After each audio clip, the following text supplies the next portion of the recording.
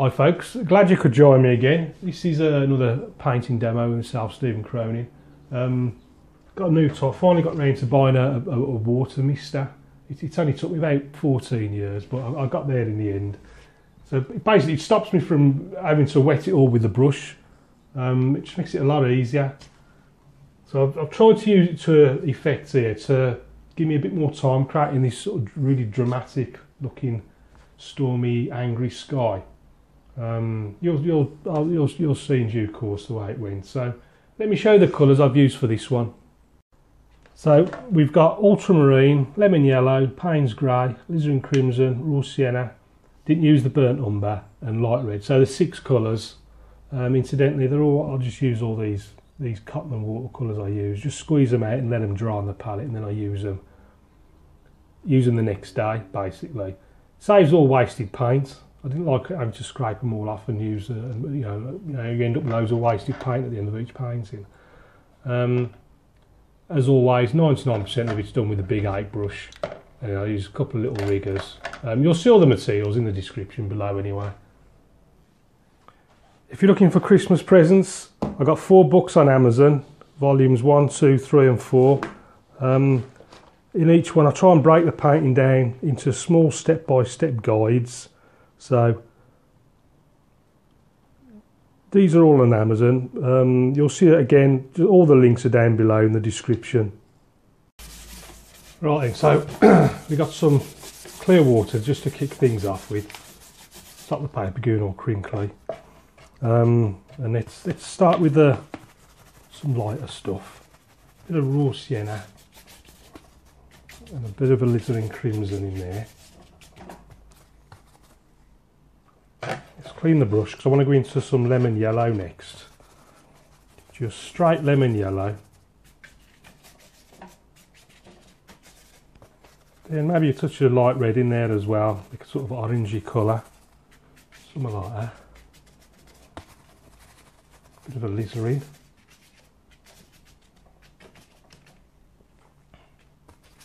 I'll tell you what I did forget, the light source.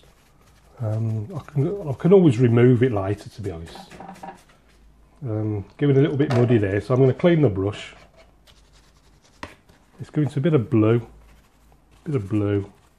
Payne's grey, really dark blue. Push that in up there like that.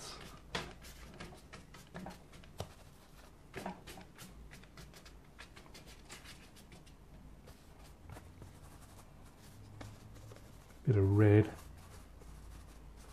Actually, that's going muddy again. Let's clean the brush again. I'm going a bit of a alizarin, ultramarine, and the bottom third we've got our sea. So just leaving a little gap there just to reflect some of the light that's going to be coming down from this sky. I'm going alizarin, ultramarine again, more ultramarine, bit of Payne's grey in there as well. Just going for sort of darker left side just to contrast with the lights on the other side. Well, I might just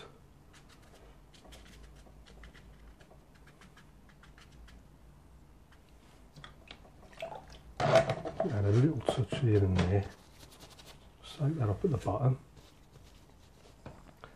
Now, because I know I'm going to be re-wetting it in a minute, I'm not too worried about hard edges at this point.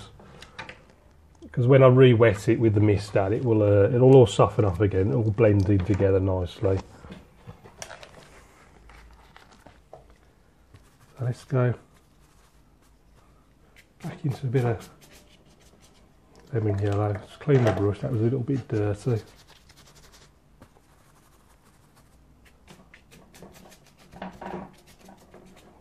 Lemon yellow in there, a bit of rose.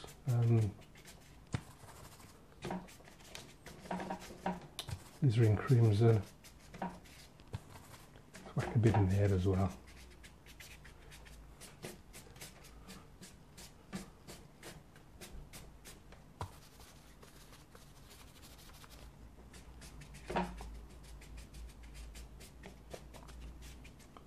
Put that up a little bit. It's just going to go green if I don't that too much.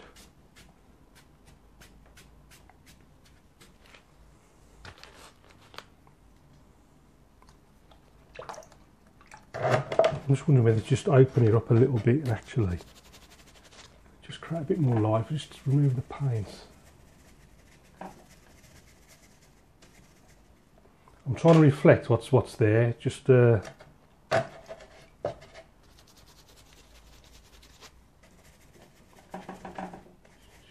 that up a little bit.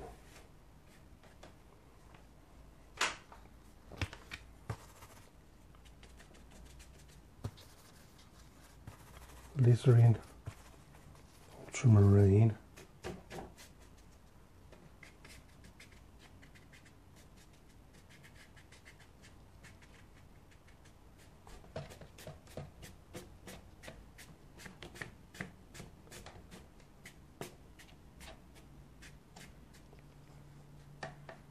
Now, although a lot of it's still fairly wet, I'm just wondering whether to give it a quick spray at this point.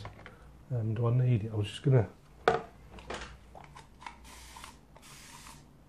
just for that little bit there, let's see what I can do now. You can see it really does bring those colours down the paper.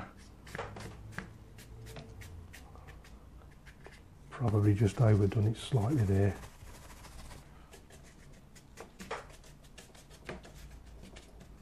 See what I can do with this sky.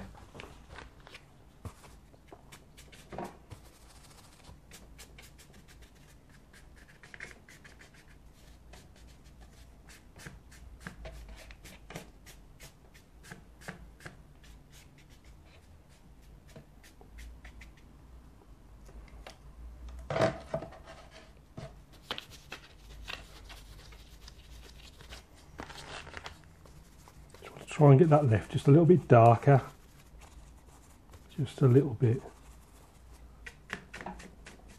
like a little storm brewing,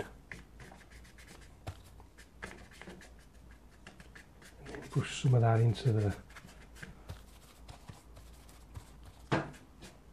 the sea down below.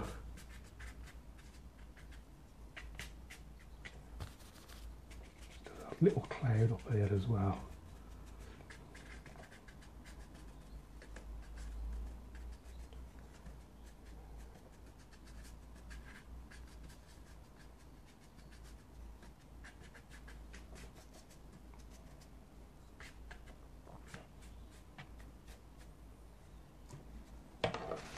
Just soak that up. Alright, let's just pull this tight and see what we got.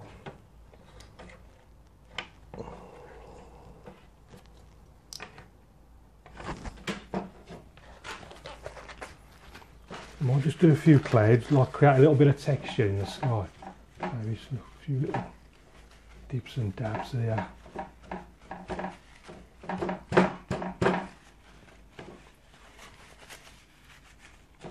Something over there.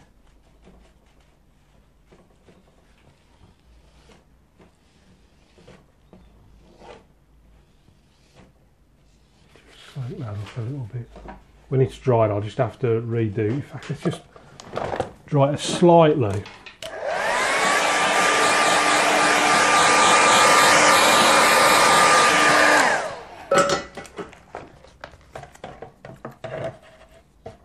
And then see if I can get that sea a little bit better than that.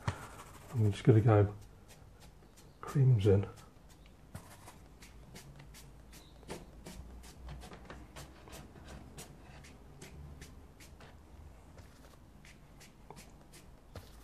Blue and Payne's grey there as well.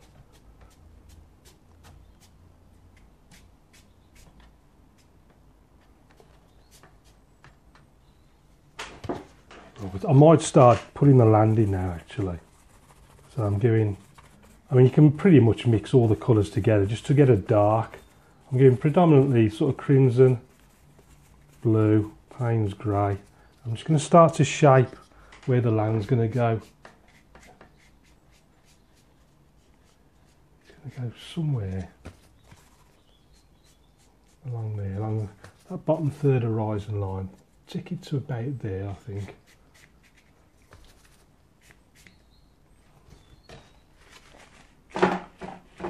Little clouds up there, just soften those edges.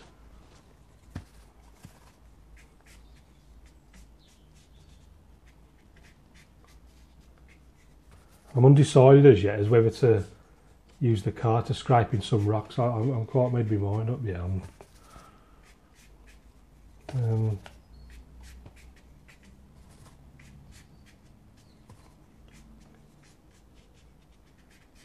how far out shall I come with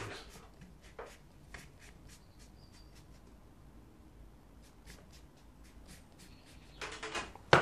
Very slight dry.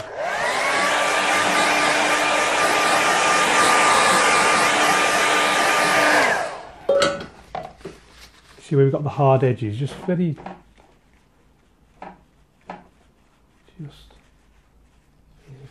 careful with the tissue. Let's get this flat again against the board.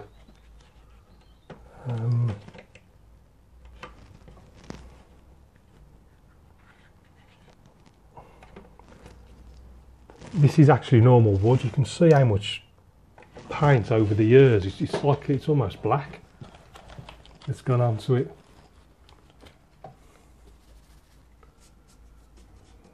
Right, now I will be ordering a new height brush. This one's just about had it, I think. Yes, as it's drying, it'll go on stronger. So I'm bringing it a little bit further down, leaving the sort of hazy distance ones. And that's almost there or thereabouts. See the little bits of light reflecting from the sky.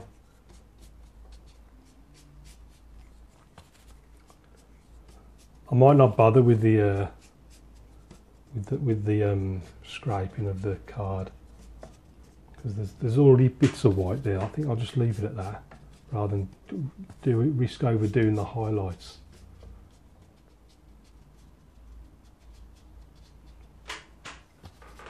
I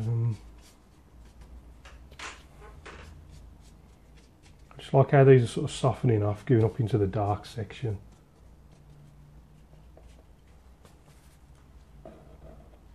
Now, if this was a newer hike, because I can't quite get a chisel edge, I can't quite do these distant bits quite as effectively because it's just coming off too thick. And you'll notice as the paper starts to dry, it'll just go on stronger and stronger. It's still quite wet down the bottom, so it's softening off quite a lot.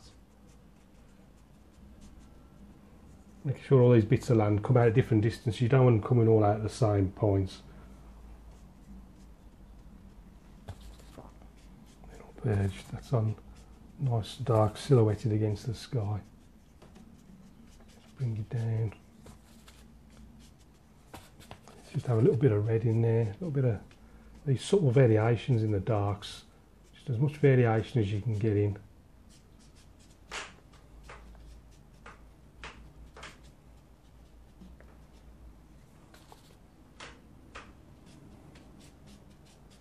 Again, so you see it's just going on darker and darker. Just a hint of a green in there as well, look. Just something growing on the rocks.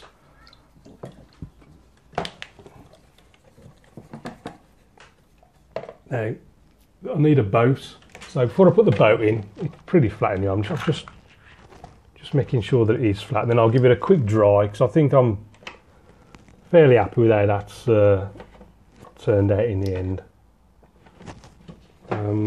Let's give that a quick dry and then I'll put the boat in.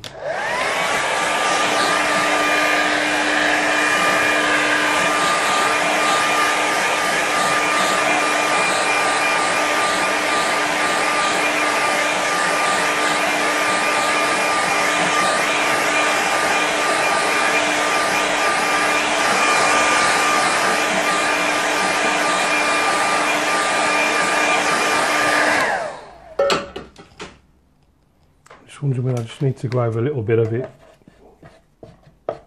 See, as watercolours do, as they dry, they go lighter. So I'll just strengthen some of the dark areas.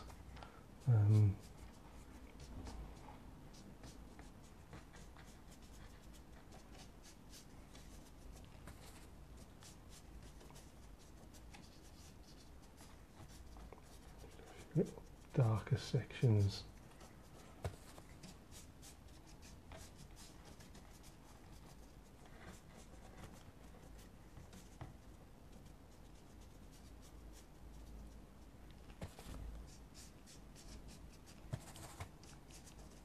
This one down there.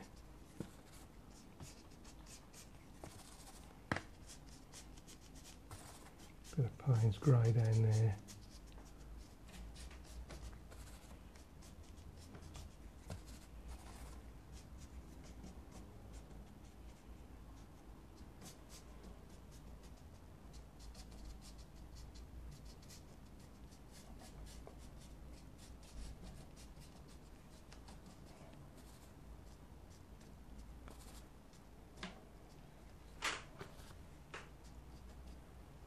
Right then. Right then, let's give that a quick dry.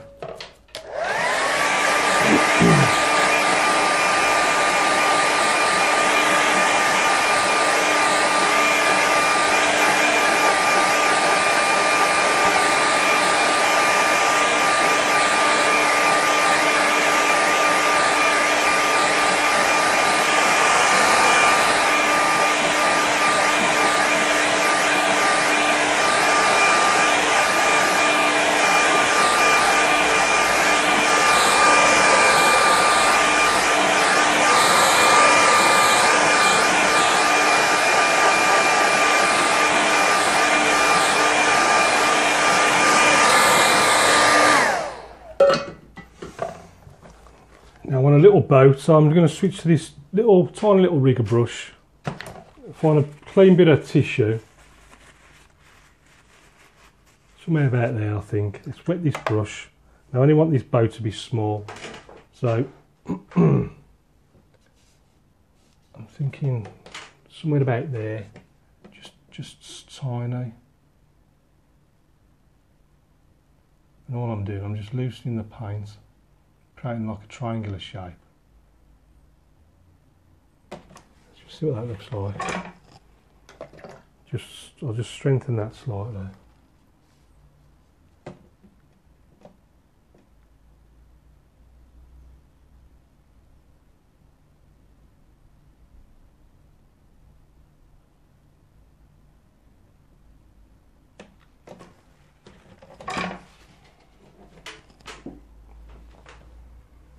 So it's like a little bow, just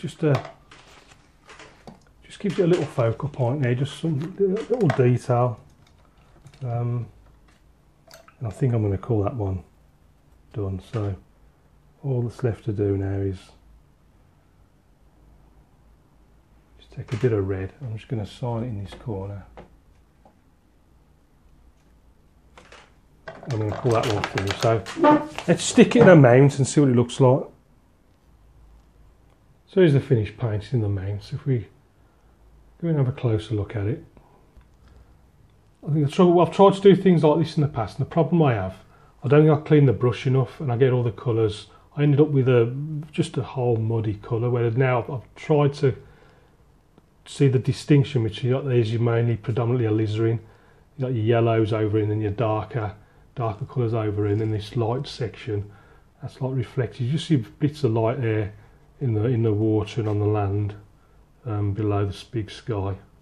Also try to create a bit of texture in this darker region over on the left hand side with a little bit of tissue there. You can see the effects of the tissue work amongst the Payne's grey and the ultramarine. You can see how it sort of blends into the crimson. That continues round there, and then I'd actually forgot when I was brushing in to leave a lighter area, but there's always that option, as I'd used this time. Just take the lighter area out afterwards using a sort of clean damp brush, and then sort of brush into it just to create a nice blended effect. You'll see how I use the spray then to help create that style and sort of blend the colours so there's no hard edges anywhere. Put a bit more of those darks over on the lighter right hand side just to create a few clouds amongst all these. Now obviously get narrower and narrower as they get down towards the horizon line. The horizon mixed all the darks together really just to create this coastline. So you can see where originally it was all like that, and then I put another layer on there. Just helps create that little bit of depth. And you sort of see where the light's catching the sort of water between the land masses as it just set into the water. And we've got a little boat there. Just a tiny little sort of triangle. Just loosen the paint with a little brush and then just take it off with a tissue. Just a very, very way of creating boats and yachts and little things out on the horizon. So I hope you enjoy that. Thanks as always for watching, for your support, especially over on Patreon, patreon.com/Stephen Cronin. Your support's very much appreciated over there. Helps keep it sustainable. So until next time, keep practicing. If you've got any questions, please ask, and I'll see you again soon.